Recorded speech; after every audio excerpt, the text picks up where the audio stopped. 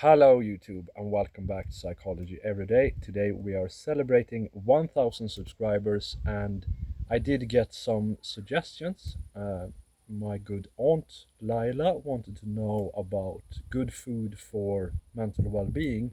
Unfortunately, I don't know so much about diet and the impact of psychological health, but I will learn it for you. But I can't give you that today. Another longtime viewer wanted to know my top 10 favorite sort of psychological models or theories, and this is sort of that.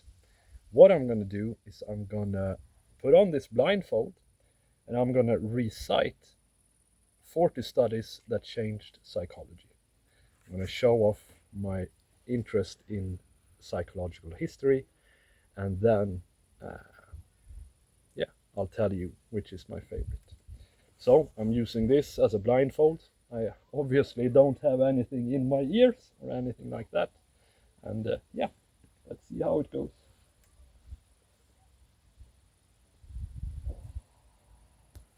Yeah, I can just fill in, but we're basing it on this book over here that Rickard has been reading. So we're gonna go through it together. Yeah. Are we ready? Yes, the book is open. Yeah.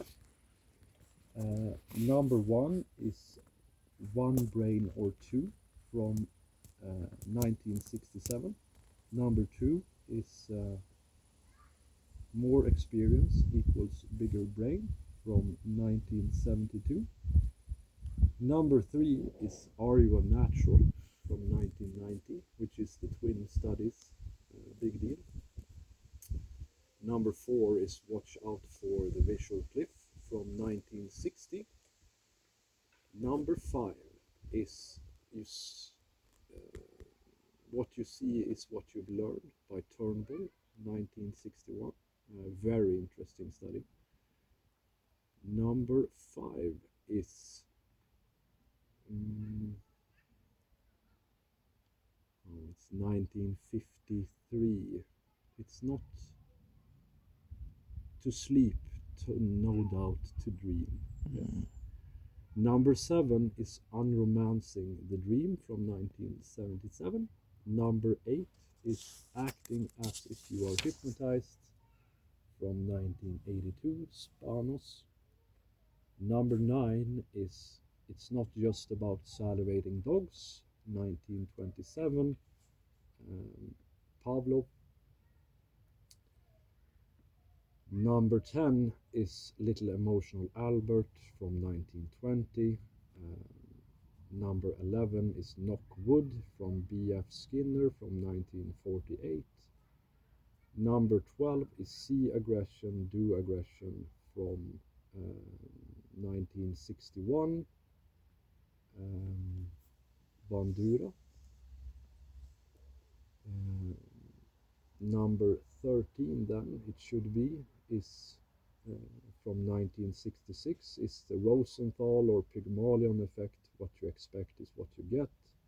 Number 14 is Gardner's from 1983, just how are you intelligent. Number 15 then is Maps in Your Mind from 1948. I think that's Tolman. And then number 16 is Thanks for the Memories from 1975. Number 17 is Discovering Love with Harlow from 1958. Number 18 is Out of Sight but Not Out of Mind by Piaget, 1954. Number 19 is How Moral Are You by Kohlberg, 1963.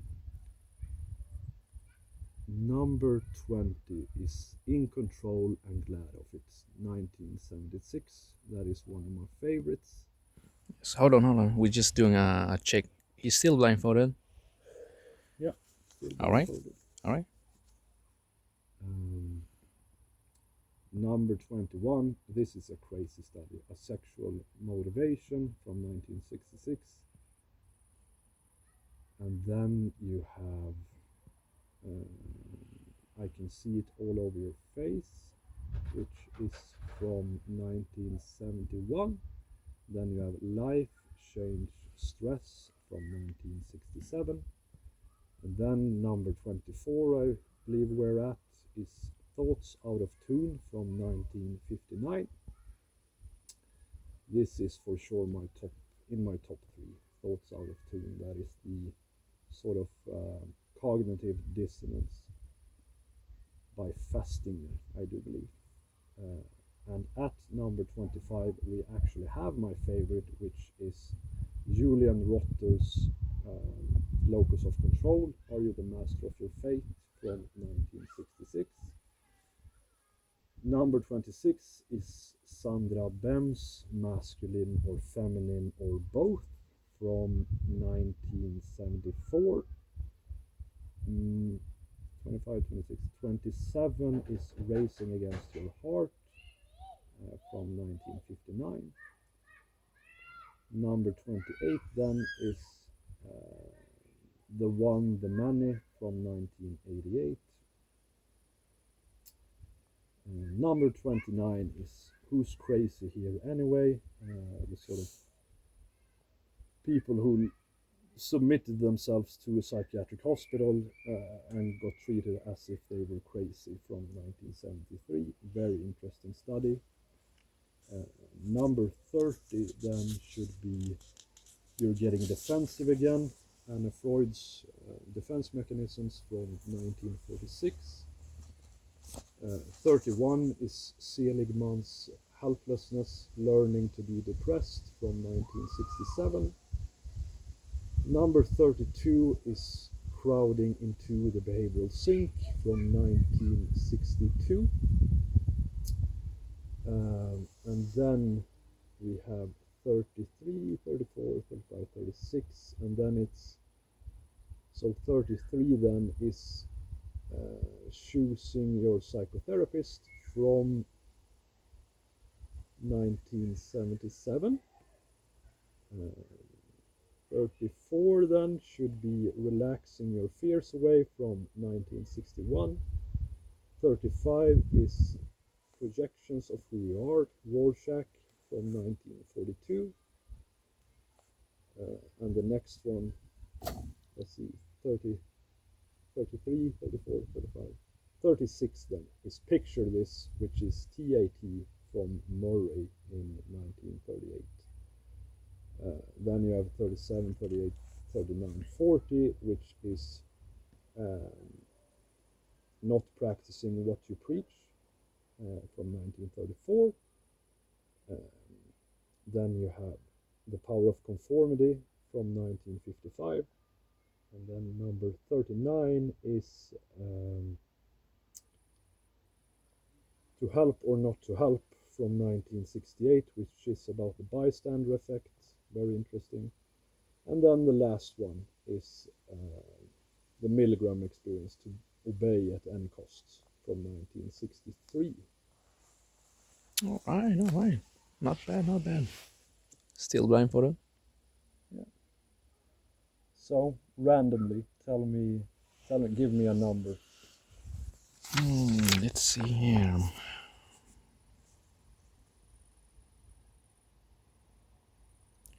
Let's take number 25 then.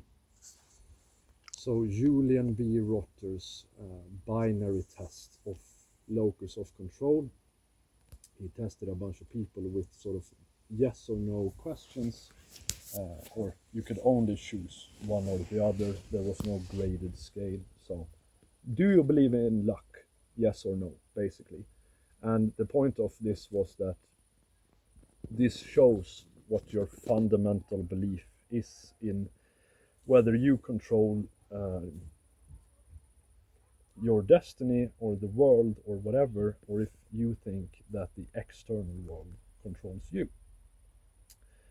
And this is basically one of the most interesting models that drove me into psychology. And I later learned, like this year, that it is good in most cases to have an internal locus of control, but it's very bad in some cases. You should have an external in some things and an internal in some things. So this whole making a sort of judgment based on the average of, you know, a, an internal locus of control being good is stupid. It's actually, you should be internal in most places, but certainly not all. One more, one for the road. All right, all right. Let's see here. Let's see here. What about 15 maps in your mind? Maps in your mind showed that, it was basically a rat experiment where it was something to do with having a path back and to the sheath or something like that. And yeah, it was not a very interesting experiment at all, actually. It just showed that we have maps in our mind. One last then. All right. Um, hmm. How about some cognitive psychology? Um, Acting as if you were hypnotized, as if you are hypnotized.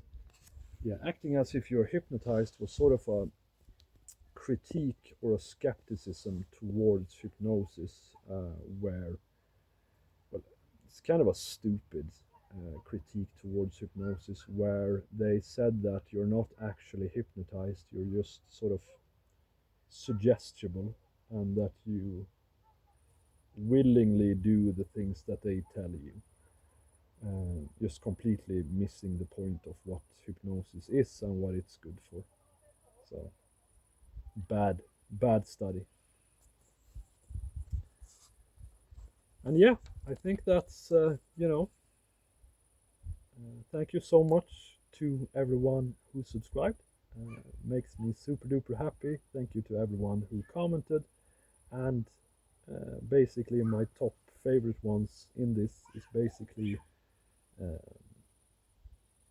the locus of control one, number 25, cognitive dissonance, and then I would have to say probably Pavlov's salivating dogs.